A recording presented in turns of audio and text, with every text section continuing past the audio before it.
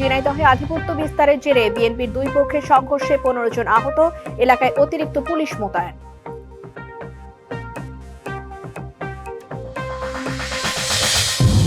ব্রাহ্মণবাড়িয়ায় অবৈধ স্থাপনা উচ্ছেদের দাবিতে ফের রাস্তায় সরকারি মহিলা কলেজের শিক্ষার্থীরা, ছাত্র সংগঠনগুলোর সমর্থন।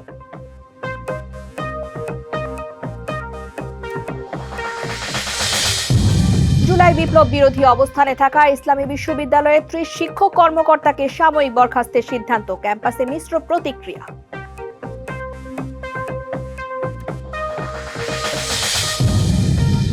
এবং বগুড়া রংপুর সৈয়দপুরে সঞ্চালন লাইন থেকে গ্যাস মেলেনি 2 বছরেও, বিনিয়োগে আগ্রহ হারাচ্ছেন উদ্যোক্তারা, ক্ষুব্ধ ব্যবসায়ী মহল।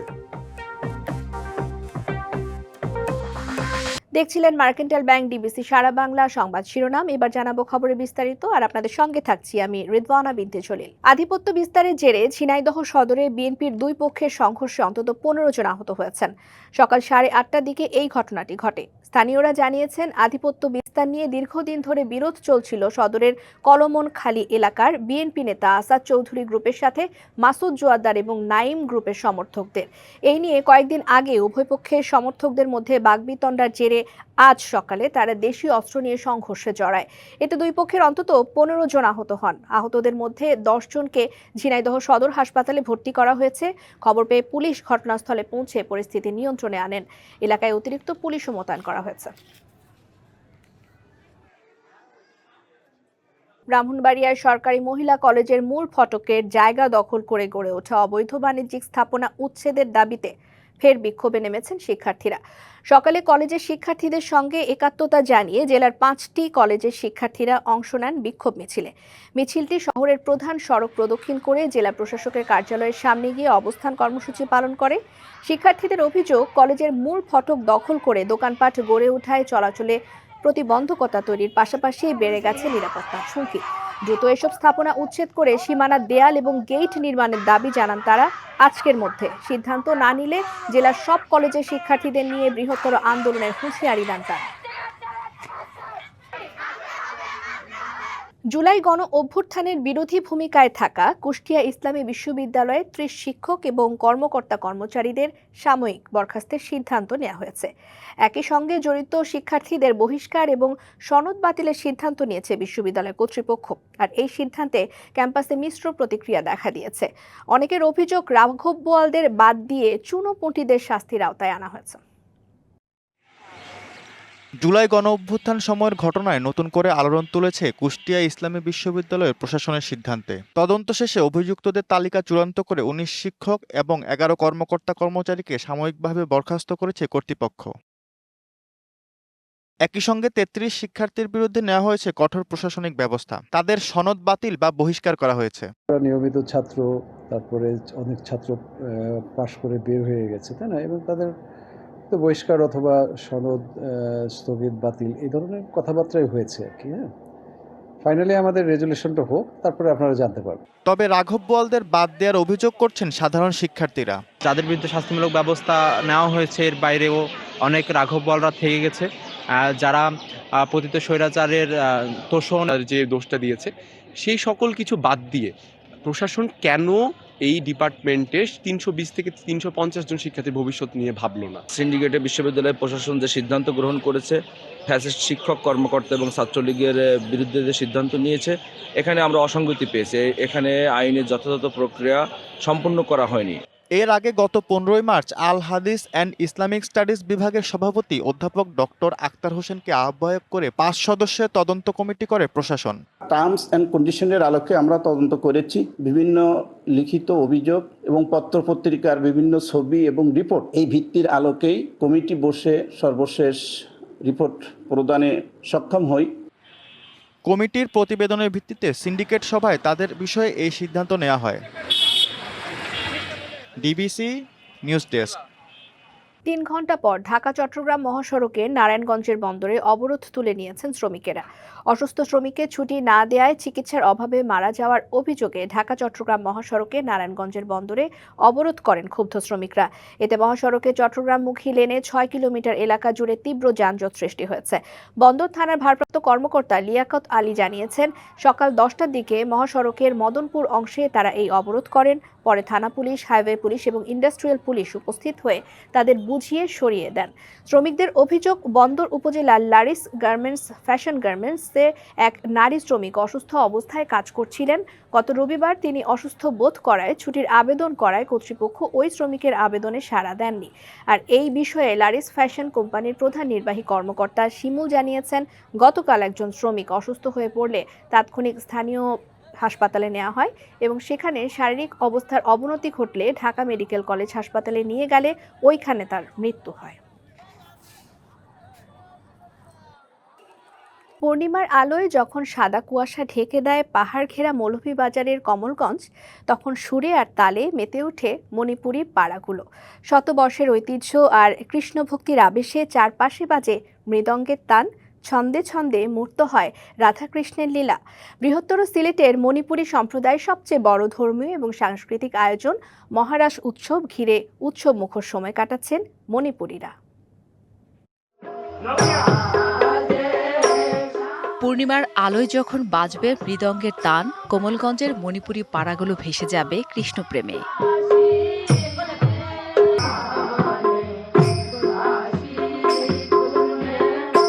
অপেক্ষা আর মাত্র কয়েকদিনের। মণিপুরী সম্প্রদায়ের সবচেয়ে বড় ধর্মীয় ও ঐতিহ্যবাহী আয়োজন মহারাস উৎসবকে ঘিরে চলছে দিন রাতের প্রস্তুতি। প্রতিবছর রাস পূর্ণিমার রাতে অনুষ্ঠিত হয় শ্রী শ্রী কৃষ্ণের মহারাসলীলা। এবারও মৌলভীবাজারের কোমলগঞ্জের মাধবপুরের জোড়া মণ্ডপে বিষ্ণুপ্রিয়া মণিপুরী সম্প্রদায়ের 183তম এবং আদমপুর মণিপুরী কালচারাল কমপ্লেক্স প্রাঙ্গণে মৈতৈ সম্প্রদায়ের 40তম মহারাস উৎসব। রাস নৃত্যের প্রতিটি ধাপ, হাতের ভঙ্গি আর মুখের অভিব্যক্তি সবই নিখুঁতভাবে অনুশীলন করছে তরুণ তরুণীরা। ইচ্ছা ছিল যে আমি মহারাসলীলায় বৃন্দারূপে অংশগ্রহণ করব, এখন সেই উৎসব পূরণ হয়েছে। মণিপুরীদের সব থেকে বড় উৎসব এবং এই উৎসব একটি আমাদের সাংস্কৃতিক অনুষ্ঠানও। শিক্ষকরা প্রতিদিন বিকেল থেকে রাত পর্যন্ত শিল্পীদের প্রশিক্ষণ দিচ্ছেন। সারা রাত ধরে চলে নৃত্য, গান আর ভক্তিমূলক উপস্থাপনা। ছাত্রছাত্রীদেরকে আমি ট্রেনিং দিয়ে থাকি যাতে সূক্ষ্মভাবে এদের নৃত্য মণিপুরী রাসলীলাতে এটা উচ্চাঙ্গ নৃত্যের মধ্যে পড়ে। এই রাসলীলা একটু স্পেশাল। আমরা মানতের রাসলীলা যেটা হয় এটা ছাড়া এটা হচ্ছে আন্তর্জাতিকভাবে স্বীকৃত। ধর্মীয় ভাব, ঐতিহ্য ও সংস্কৃতির মেলবন্ধনে মহারাস শুধু মণিপুরীদের নয়, এটি হয়ে উঠেছে মিলন মেলা, সম্প্রীতির প্রতীক। এখানে প্রায় 2 লক্ষাধিক লোক সমাগম হয়। সর্ব সম্প্রদায়ের লোকজন উপস্থিত থেকে এই অনুষ্ঠানকে পূর্ণ করে। উৎসবকে ঘিরে প্রশাসনের পক্ষ থেকেও নেওয়া হয়েছে বিশেষ ব্যবস্থা। অনুষ্ঠানের দিন আমরা সিসি ক্যামেরার আওতাভুক্ত করে নেব। তাদের এই ধরনের কার্যক্রম যাতে সুন্দরভাবে শেষ করতে পারে আমাদের উপজেলা প্রশাসন সহ আইনশৃঙ্খলা রক্ষাকারী বাহিনী আমরা নিশ্চয়তা প্রদান করেছি। 1842 সালে প্রথমবারের মতো কোমলগঞ্জের মাধবপুরে মহারাস উৎসব শুরু হয়। DBC news desk. গাজীপুর সদর উপজেলার ভবানীপুরে অনুষ্ঠিত হলো আদিবাসী নেতাদের বিএনপিতে যোগদান অনুষ্ঠান। দুপুরে আয়োজিত এই অনুষ্ঠানে অংশ নেন কেন্দ্রীয় এবং স্থানীয় নেতারা। এতে নেতারা বলেন, আদিবাসী জনগোষ্ঠী দীর্ঘদিন ধরে রাজনৈতিকভাবে উপেক্ষিত। বিএনপিতে যোগদান তাদের আন্দোলন সংগ্রামে নতুন উদ্দীপনা যোগ করবে। অনুষ্ঠানে 2 শতাধিক আদিবাসী বিএনপিতে যোগদান করেন। আদিবাসী নেতা এবং কর্মীদের ফুল দিয়ে বরণ করে নেওয়া হয়। আর এই যোগদানের মাধ্যমে স্থানীয় রাজনীতিতে নতুন সমীকরণ তৈরি হবে বলে মনে করছেন বিশ্লেষকরা। বাংলাদেশ ও যুক্তরাষ্ট্রের মধ্যে স্বাক্ষরিত G2G চুক্তির আওতায় চট্টগ্রাম বন্দরে এলো আরও 61,000 মেট্রিক টন গম। সকালে দ্বিতীয় চালানের 60,802 টন গম নিয়ে MV এসপার অ্যারিস জাহাজ বন্দরের বহির্নোঙরে পৌঁছায়। নমুনা পরীক্ষা শেষে দ্রুত খালাসের অনুমতি দেওয়া হবে বলে জানায় সমুদ্র বন্দর উদ্ভিদ সঙ্গ নিরোধ কেন্দ্র। যুক্তরাষ্ট্র ও বাংলাদেশ সরকারের মধ্যে স্বাক্ষরিত সমঝোতা স্মারকের আলোকে নগদ ক্রয় চুক্তি অনুযায়ী মোট 2,40,000 টন গম আমদানি করা হবে, যার প্রথম চালানে 56,959 মেট্রিক টন গম আসে গত 25 অক্টোবর। আরও 2টি জাহাজে আমদানি করা হবে চুক্তির বাকি 1,22,239 টন গম। চট্টগ্রামে যানজট এখন নিত্যসঙ্গী নগরবাসীর। ঘন্টার পর ঘন্টা আটকে থাকছে মানুষ ও যানবাহন। দৃশ্যটা আরও দুর্বিষহ হয়ে ওঠে স্কুল ছুটির সময়। রাস্তায় হকার আর অবৈধ পার্কিংয়ে সংকুচিত হয়ে পড়ে চলাচলের জায়গা। ভোগান্তির জন্য ট্রাফিক বিভাগের অব্যবস্থাপনাকেই দায়ী করেছে সাধারণ মানুষ। বেলা 11টা, চট্টগ্রাম নগরীর জামালখান থেকে চকবাজার অভিমুখী সড়কে দীর্ঘ যানজট, স্থবির হয়ে আছে জনজীবন। স্কুল শুরু বা ছুটির সময়ে বেড়ে যায় ভোগান্তি। অভিভাবকরা সন্তানকে নামিয়ে দিতে স্কুলের মূল ফটকের সামনেই থামিয়ে দেন গাড়ি। এতে কমে যায় রাস্তায় চলাচলের জায়গা, আর ঘন্টার পর ঘন্টা আটকে থাকে সাধারণ যানবাহন। স্কুল টাইম পর্যন্ত সারাক্ষণে জ্যাম লাগে থাকে। এই যে আমার পেছনে যে দোকানগুলো দেখতেছেন, এগুলো হচ্ছে আপনার সিডিএর কোনো প্ল্যান নাই, অবৈধ স্থাপনা। যানজটের কারণে আপনার ঠিকমতো বোঝাতে না পারলে আপনার বসদের প্যারা বা মালিকদের পক্ষ থেকে অনেক ধরনের প্যারা। শুধু তাই নয়, রাস্তার দুই পাশে হকার, দোকানপাট আর অবৈধভাবে পার্কিংয়ের কারণে প্রতিদিনই লেগে থাকে যানজট। নগরবাসীর এমন ভোগান্তির চিত্র প্রতিদিনের। আমরা অবৈধভাবে মানে একদিক দিয়ে একটু পাইলে আর ডবল করে ফেলি। ড্রাইভারেরও অনেক দোষ আছে, ট্রাফিক পুলিশের দায়ী। ট্রাফিকে আরো কার্যকর হওয়ার পরামর্শ নগরবাসীর। রাস্তার ভিতরে দুনো সাইডে গাড়ি রেখা দেয়, গাড়ি রেখা দিলে যানজট সৃষ্টি হয়। ট্রাফিক পুলিশ দায়িত্ব মোটামুটি পালন করতেছে, কিন্তু মানুষের মান্যতা করতেছে না। বিষয়টি নিয়ে ক্যামেরার সামনে কথা বলতে রাজি নন ট্রাফিক বিভাগের কর্মকর্তারা। নগরীতে লক্ষাধিক ব্যাটারি চালিত রিকশার দাপট ও ধারণ ক্ষমতার চেয়ে বেশি যানবাহন সড়কে চলাচল করায় এই অবস্থার সৃষ্টি বলে মনে করছেন সংশ্লিষ্টরা। Mujibul Haque, DBC news, Chittagong. কক্সবাজার সদর উপজেলার ভারুয়াখালীতে নির্মাণাধীন সড়ক ও সেতুর কাজ দ্রুত শেষ করতে এবং রাস্তায় ডাকাতি বন্ধের জন্য একটি পুলিশ ফাঁড়ি স্থাপনের দাবিতে গণসমাবেশ ও পদযাত্রা হয়েছে। দুপুরে ভারুয়াখালী দারুল উলুম আলিম মাদ্রাসা প্রাঙ্গণ থেকে পদযাত্রা শুরু করে এলাকাবাসী। নির্মাণাধীন খুরুশকুল ভারুয়াখালী সংযোগে সেতুর পাশে গিয়ে সমাবেশ করেন তারা। এ সময় বক্তারা জানান, 2021 সালে জানুয়ারিতে খুরুশকুল ভারুয়াখালী সংযোগ সেতুর নির্মাণ কাজ শুরু হয়। 4 বছর পরও 40% বেশি কাজ বাকি। এছাড়া ভারুয়াখালী চৌফল দণ্ডি এর সড়কের নির্মাণ কাজ শেষ না হওয়ায় প্রতিনিয়ত ভোগান্তি পোহাতে হচ্ছে। 3 মাসের মধ্যে কাজ শেষ না হলেও বৃহত্তর আন্দোলনের হুঁশিয়ারি দেন তারা। এছাড়া ভারুয়াখালী রশিদনগর সড়কে ডাকাতি বন্ধের জন্য একটি পুলিশ ফাঁড়ি স্থাপনের দাবি জানান বক্তারা। চট্টগ্রামের সাতকানিয়ায় অভিযান চালিয়ে নকল এলপিজি গ্যাসের 2টি গোডাউন সিলগালা করেছে উপজেলা প্রশাসন। দুপুরে বারদোনা সদর ইউনিয়নের গারাঙ্গিয়া শাহ মজিদিয়া মার্কেটে সংলগ্ন কাজাবাজার এলাকায় এই অভিযান চালানো হয়। উপজেলা নির্বাহী কর্মকর্তা খন্দকার মাহবুব জানান, অনুমোদনহীনভাবে বসুন্ধরা গ্রুপের নাম ব্যবহার করে ভুয়া এলপিজি সিলিন্ডার সংরক্ষণ ও বিক্রির অভিযোগ ছিল। অভিযানে 2টি গোডাউন থেকে বিপুল নকল গ্যাস সিলিন্ডার জব্দ করা হয়। জনসুরক্ষা নিশ্চিত করতে এ ধরনের অভিযান অব্যাহত থাকবে বলেও জানান ইউএনও।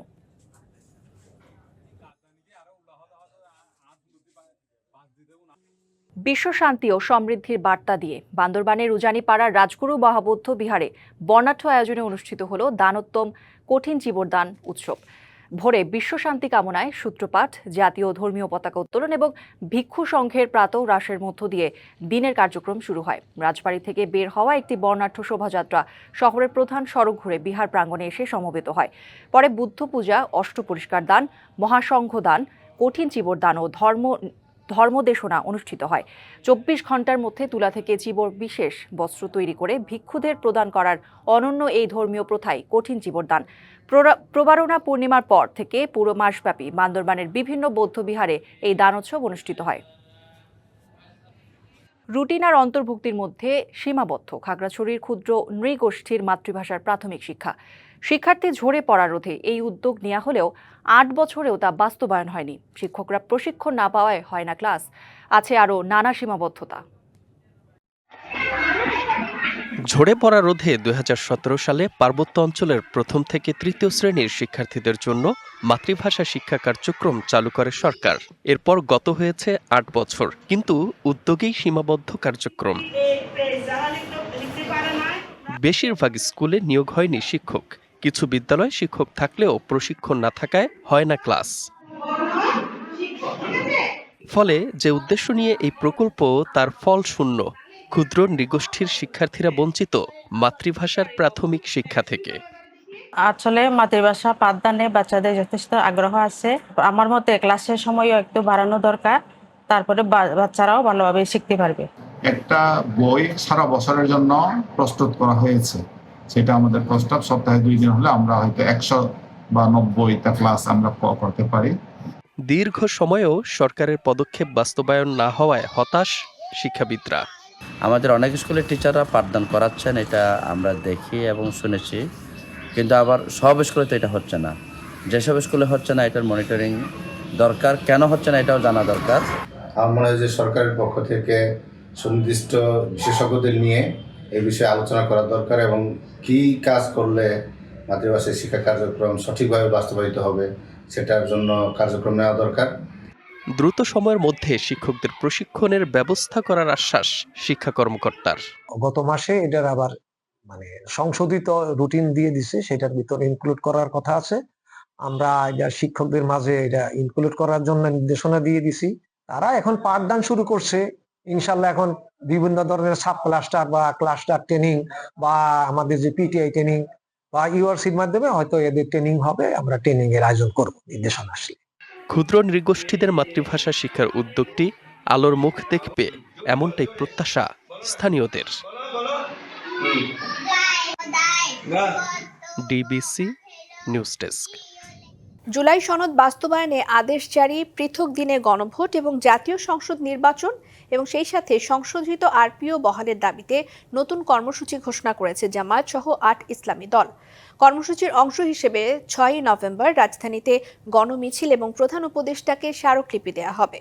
তারপরও দাবি মানা না হলে 11 নভেম্বর সমাবেশের ডাক দেওয়া হয়েছে। সোমবার রাজধানীর পুরানা পল্টনে বাংলাদেশ খেলাফত মজলিসের কেন্দ্রীয় কার্যালয়ে জামায়াতে ইসলামী সহ 8 দলের শীর্ষ নেতারা কর্মসূচি নির্ধারণে বৈঠক করেন। পরে সংবাদ সম্মেলনে কর্মসূচি ঘোষণা করেন মামুনুল হক।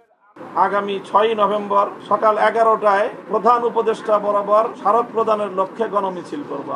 জামায়াতের নায়েবে আমির ডাক্তার তাহের বলেন, বিএনপি আসলে কি চায় তা স্পষ্ট নয়, দলটির বক্তব্য পরিষ্কার করা জরুরি। একটি দল হঠাৎ করে তারা যে ঐক্যমত্যে আমরা পৌঁছেছিলাম সেখান থেকে সরে আসছে এবং তাদের দলের ভিতরেও ভিন্ন ভিন্ন বক্তব্য আছে।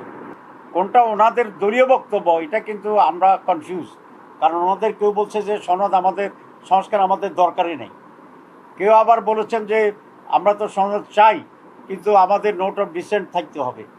আর ইসলামী আন্দোলন বাংলাদেশের আমির কালক্ষেপণ না করে অবিলম্বে সমস্যা সমাধানে তাগিদ দেন। বিএনপি সহ সমস্ত রাজনৈতিক দলকে, বিশেষ করে জুলাই অভ্যুত্থানে যারা আমরা মাঠে ছিলাম, আমরা সবাই একত্রিত হয়ে বসবো। আমরা একত্রিত বসে এই সমস্যাকে সমাধান করার জন্য আমি এটা সকলকে আমি উদাত্ত আহ্বান জানাচ্ছি। মতপার্থক্যের ঊর্ধ্বে উঠে ফ্যাসিবাদ বিরোধী শক্তিগুলোর মধ্যে আলোচনার মাধ্যমে ঐক্যবদ্ধ থাকারও আহ্বান জানানো হয় সংবাদ সম্মেলনে। এবং জুলাই সনদকে আমাদের আইনি ভিত্তি এটা আমাদের নিশ্চিত হতে হবে। Redwan Ahmed, DBC news, Dhaka. পঞ্চদশ সংশোধনীর বৈধতার ইস্যুতে হাইকোর্টের দেয়া রায় আংশিকভাবে তত্ত্বাবধায়ক সরকারের ব্যবস্থা ফিরে এলেও তা পরিপূর্ণভাবে সংবিধানে পুনঃস্থাপিত হওয়ার অবকাশ নেই, এমন যুক্তি তুলে ধরে হাইকোর্টের সেই রায়ের বিরুদ্ধে আপিল করেছেন ডক্টর বদিউল আলম মজুমদার সহ 4 বিশিষ্ট নাগরিক। আপিল শেষে সুজন সম্পাদক বলেন, তত্ত্বাবধায়ক সরকার ব্যবস্থা বাতিলের মাধ্যমে সুষ্ঠু নির্বাচনকে নির্বাসনে পাঠিয়েছিল আওয়ামী লীগ, আর তাই পরিপূর্ণভাবে এই ব্যবস্থা কার্যকর করতেই আদালতের দ্বারস্থ হয়েছেন তারা। আপিল বিভাগের এক রায়ের সূত্র ধরে 2011 সালের 30 জুন বাংলাদেশের জাতীয় সংসদে পাশ হয় সংবিধানের পঞ্চদশ সংশোধনী। বিলুপ্ত হয় তত্ত্বাবধায়ক সরকার ব্যবস্থা। 24-এর 5ই অগস্ট আওয়ামী লীগ সরকারের পতনের পর একই বছর 17ই ডিসেম্বর এক রায়ে তত্ত্বাবধায়ক সরকার ব্যবস্থা বাতিলের সিদ্ধান্তকে অবৈধ ও অসাংবিধানিক ঘোষণা করে হাইকোর্ট। পূর্ণাঙ্গ রায় প্রকাশের পর হাইকোর্টের ওই সিদ্ধান্তকে অসম্পূর্ণ দাবি করে আপিল করেন সুজন সম্পাদক সহ 4 বিশিষ্ট নাগরিক। তত্ত্বাবধায়ক সরকার ব্যবস্থা বাতিল করার মাধ্যমে তাদের নির্বাচনটাকে নির্বাসনে পাঠিয়ে দেওয়া হয়েছিল। তো আমাদের নির্বাচন যাতে আবার ফিরে আসে, আমরা যাতে সুষ্ঠু নিরপেক্ষ নির্বাচন হয়, এর মাধ্যমে আমাদের গণতান্ত্রিক প্রক্রিয়াটা আবার একটা ভিতের উপর দাঁড়ায় এবং এরপরে যে অন্য সংস্কারগুলোর মাধ্যমে আমাদের গণতান্ত্রিক উত্তরঞ্জন ঘটে। হাইকোর্টের ওই রায়ে কেন অসন্তুষ্ট সেই ব্যাখ্যাও দেন আইনজীবী। নির্বাহী বিভাগের বা আইন বিভাগের কোনো কাজ করার প্রয়োজন হতে পারে, কিন্তু কোনো একটা আইনকে অসাংবিধানিক বা অবৈধ ঘোষণা করার পরে ঘোষিত আইনের আগের যে অবস্থা ছিল সেটা আপনাআপনিভাবেই কার্যকর হয়ে যায়। এর আগে একই বিষয় নিয়ে হাইকোর্টের রায়ের বিরুদ্ধে আপিল করেন নওগাঁর বীর মুক্তিযোদ্ধা Mofazzal Hossain. Afrin Anwar, DBC news, Dhaka. Telecom policy সংশোধনের দাবিতে বিটিআরসি ভবনের সামনে অবস্থান নিয়েছিল দেশের ইন্টারনেট সংযোগদাতা প্রতিষ্ঠানগুলোর সংগঠন internet service providers association of বাংলাদেশের প্রতিনিধি এবং সদস্যরা। সোমবার বেলা 11টা থেকে বিটিআরসি ভবনের সামনে অবস্থান নেন দেশের বিভিন্ন প্রান্ত থেকে আসা ইন্টারনেট ব্যবসায়ীরা। তারা জানান, নতুন টেলিকম পলিসি বাস্তবায়নের ফলে গ্রাহক পর্যায়ে ব্রডব্যান্ড ইন্টারনেট সেবার খরচ 20% বাড়বে। ফলে ইন্টারনেট সেবা দানকারী প্রতিষ্ঠান এবং গ্রাহকরা বিপাকে পড়বেন। তাই টেলিকম পলিসি সংশোধন না করলে বাংলাদেশ ডিজিটালি শাটডাউন হয়ে যাবে বলে মনে করছেন ব্যবসায়ীরা। আর এ সময় অবস্থান নেয় আইন শৃঙ্খলা বাহিনীর সদস্যরা। 5% রেভিনিউ শেয়ার, তো 5% রেভিনিউ হচ্ছে, ধরেন আপনি 100 টাকা ইন্টারনেট বিল দেন, সেই 100 টাকার মধ্যে আপনি আরো 5% বেশি টাকা দিতে হবে। আইএসপিদের উপর কিভাবে ভ্যাট চাপান যায়, রেভিনিউ শেয়ারিং করা চাপানো যায়, তাহলে গ্রাহক পর্যায়ে আলটিমেটলি ইন্টারনেটের দাম বেড়ে যাবে। আমরা প্রান্তিক পর্যায়ের ব্যবসায়ী, তো আমাদের নতুন একটা গাইডলাইন আসতেছে বিটিআরসি, যেটা ড্রাফট আমরা পেয়েছি। তো ড্রাফটের যে গাইডলাইন অনুযায়ী আমাদের সাথে এটা সাংঘর্ষিক। শেখ হাসিনার বিরুদ্ধে প্লট জালিয়াতির মামলার 5 নম্বর আসামি খুরশিদ আলমের বিরুদ্ধে কোনো অভিযোগ পাওয়া যায়নি বলে আদালতে স্বীকার করেন মামলার তদন্ত কর্মকর্তা এবং দুদক কর্মকর্তা আফনান জান্নাত কেয়া। সাক্ষীর জেরায় তদন্ত কর্মকর্তা জানান, তদন্তকালে প্রধানমন্ত্রী কার্যালয় সহ সংশ্লিষ্ট দপ্তরের 21 জনের 161 ধারায় জবানবন্দি নেন তিনি। আর এ সময় তারা খুরশিদ আলমের বিরুদ্ধে কোনো অভিযোগ করেননি। প্লট বরাদ্দের মাধ্যমে খুরশিদ ব্যক্তিগতভাবে লাভবান হননি বলেও জানান কেয়া। তবে নথিগতভাবে খুরশিদের বিরুদ্ধে অভিযোগের প্রমাণ রয়েছে বলে জানান দুদকের আইনজীবীরা। সোমবার সকালে ঢাকার 5ম বিশেষ জজ আদালতে মামলার তদন্ত কর্মকর্তার আংশিক জেরা অনুষ্ঠিত হয়। ক্ষমতার অপব্যবহার করে পূর্বাচল নতুন শহর প্রকল্পে 30 কাঠা প্লট বরাদ্দ নেওয়ার অভিযোগে মামলাগুলো করে দুদক। আর এসব মামলায় শেখ হাসিনা এবং তার 2 ছেলে মেয়ে সহ 47 জনকে আসামি করা হয়। ঢাকা মহানগর দক্ষিণ যুব দলের সদস্য সচিব রবিউল ইসলাম নয়নকে নিয়ে মানহানিকর মন্তব্যের অভিযোগে এনসিপির মুখ্য সমন্বয়ক নাসিরউদ্দিন পাটোয়ারির বিরুদ্ধে সিএমএম আদালতে মামলা হয়েছে। সোমবার ঢাকার অতিরিক্ত chief metropolitan magistrate Mohammad Zakir হোসাইনের আদালতে কাজী মুকিতুজ্জামান বাদী হয়ে এই মামলা দায়ের করেন। আদালত মামলাটি গ্রহণ করে ডিবি পুলিশকে তদন্ত করে প্রতিবেদন দাখিলের নির্দেশ দিয়েছেন। মামলার অভিযোগ করা হয়, 5ই অগস্ট ফ্যাসিস্ট সরকার পতনের পর নাসিরউদ্দিন পাটোয়ারি বিএনপি ও দলের নেতাদের বিরুদ্ধে সামাজিক ও গণমাধ্যমে মিথ্যা ও বিভ্রান্তিকর বক্তব্য দিয়ে মানহানিকর অপপ্রচারে লিপ্ত রয়েছেন। সবশেষ গত 1 নভেম্বর ঢাকা মহানগর যুবদল নেতা নয়ন চাঁদাবাজি করেছে বলে মন্তব্য করে নাসিরউদ্দিন পাটোয়ারি। ফেব্রুয়ারিতে ত্রয়োদশ জাতীয় সংসদ নির্বাচন। সারা দেশ প্রস্তুত হচ্ছে একটি অবাধ, সুষ্ঠু এবং গ্রহণযোগ্য নির্বাচনের জন্য। কি ভাবছেন সাধারণ মানুষ থেকে শুরু করে আগামী জনপ্রতিনিধিরা? সে কথা জানাতে ডিবিসি নিউজের ইলেকশন এক্সপ্রেস ছুটে যাচ্ছে সব সংসদীয় আসনে। এখন রয়েছে সংসদীয় আসন 94, নড়াইল 2-এ। স্বাগত জানাচ্ছি সিএসআরএম ডিবিসি ইলেকশন এক্সপ্রেসে। আমার সঙ্গে এই মুহূর্তে যুক্ত আছেন নড়াইল জেলা বিএনপির সাধারণ সম্পাদক। কথা বলবো, জানার চেষ্টা করবো আগামী নির্বাচনে তিনি এই আসনটি থেকে কি করতে চান, তার ভাবনা কি। স্বাগত আপনাকে সিএসআরএম ডিবিসি ইলেকশন এক্সপ্রেসে। একটু জানতে চাই, অনেকেই থাকবেন সম্ভাব্য প্রার্থী, অনেকেই থাকবেন, সেই প্রতিযোগিতা, সেই লড়াইয়ে আপনিও আছেন। কতটা টিকে থাকতে পারবেন শেষ পর্যন্ত? টিকিট পাওয়া যাবে কিনা? বিসমিল্লাহির রহমানির রহিম। আমি মোহাম্মদ মনিরুল ইসলাম, ছাত্র রাজনীতি শুরু করি নড়াইল সরকারি উচ্চ বিদ্যালয়ের সভাপতি হিসাবে। আমি নড়াইল সরকারি ভিক্টোরিয়া কলেজের সাধারণ সম্পাদকের দায়িত্ব পালন করি। সদর উপজেলা ছাত্র দলের কনভেনার ছিলাম, রাজশাহী বিশ্ববিদ্যালয় ছাত্র দলের ভাইস প্রেসিডেন্ট ছিলাম। আমি পৌর বিএনপির নির্বাচিত সাধারণ সম্পাদক, থানা বিএনপির নির্বাচিত সাধারণ সম্পাদক ছিলাম। আমি 14 সালের উপজেলা পরিষদ নির্বাচনে আওয়ামী লীগ সরকারের আমলে আওয়ামী লীগের নির্বাচিত সাধারণ সম্পাদককে বিপুল ভোটের মাধ্যমে পরাজিত করেছিলাম। আমি 17 সালের 6 ডিসেম্বর তারিখে বেগম খালেদা জিয়া এবং তারেক রহমান আমাকে জেলা বিএনপির দায়িত্ব দেয়। জেলা বিএনপি সাধারণ হিসেবে দায়িত্ব পালন করি। তারপরে এই বছরের 16 ফেব্রুয়ারি ভোটের মাধ্যমে আবার জাতীয়তাবাদী দল বিএনপির সাধারণ সম্পাদক নির্বাচিত হয়েছিলাম। আমি 90-এর গণঅভ্যুত্থানে এরশাদের বিরোধী আন্দোলনের ছিলাম। 96 সালে আওয়ামী লীগ সরকার আসার পর্যন্ত 2001 সালের রাজপথে ছিলাম। নিজেকে যোগ্য মনে করছেন কেন আপনি? আমি যোগ্য এই কারণে মনে, আমি তো রাজপথের কর্মী।